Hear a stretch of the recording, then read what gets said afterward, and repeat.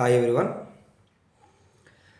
కరకురాతి గుండెల్లో రగులుతున్న మంటల్లో కాలిమసైపోయేనమ్మ నీ గూడు.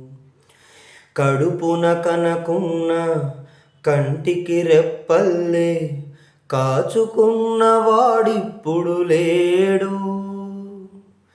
రాబందుల రాజ్యంలో రాకాసుల మూకల్లో ఎలా ఎలా ఈడ బతకగలవమ్మా.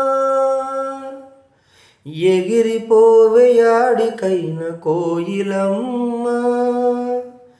ఎలా ఎలా ఈడ బతకగలవమ్మా. ఎగిరిపోవేయాడికైన కోయిలమ్మా.